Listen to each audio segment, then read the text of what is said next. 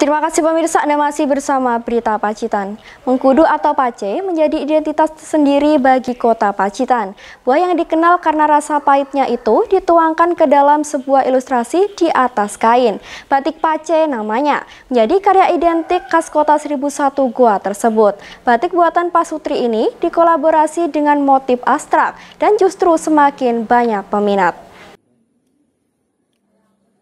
Di lantai 2 rumahnya, Prabowo, 51 tahun, dan istrinya Sumarni Rahayu Slamet, 42 tahun ini memproduksi batik tulis motif pace khas Pacitan. Hanya saja batik kreasinya tidak seperti motif pace yang secara umum diproduksi pembatik di Pacitan.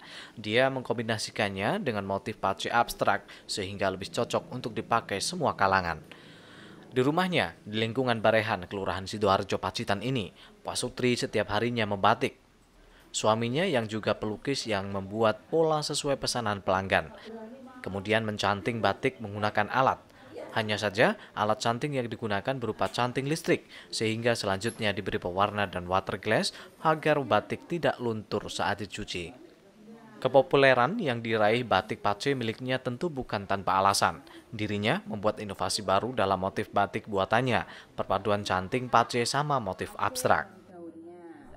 Saya mulai di perbatikan 2020. Terus awalnya kan dari lukis. Nah, tapi lukis untuk di Pacitan kan peminatnya masih kurang sekali. Akhirnya beralih ke batik, dan alhamdulillah setelah beralih ke batik ya sedikit demi sedikit agak meningkat, mulai dari teman, saudara, terus teman luar kota pun alhamdulillah juga banyak yang minat dari karya saya. Meski berbeda dengan motif batik pace pada umumnya, kain batik pace milik Sumarni dibanderol harga Rp200.000 hingga Rp400.000 per potongan. Harga tersebut ia sesuaikan dengan harga standar batik di Pacitan. Meski begitu, ada banyak pembeli yang menyukai batik pace abstrak produksinya. Tak hanya membuat kain batik, suaminya juga membuat lukisan abstrak berbagai motif. Ini dilakukan saat imajinasi melukisnya muncul di sela-sela aktivitasnya mencanting. Hasil lukisannya ini bahkan mengikuti pameran di berbagai daerah dengan harga jual mulai dari Rp5 juta hingga Rp20 juta. Dia juga pembatik, akhirnya punya ide, ayo lukis batik. Gimana caranya? Pokoknya bisa, latar belakangnya dari seni rupa tetap bisa melukis dengan batik, cuma ininya dialihkan caranya, cuma tekniknya teknik batik, tapi tetap ide-idenya dari lukis, seperti itu. Kalau di batik kan tetap pakai rintang warna.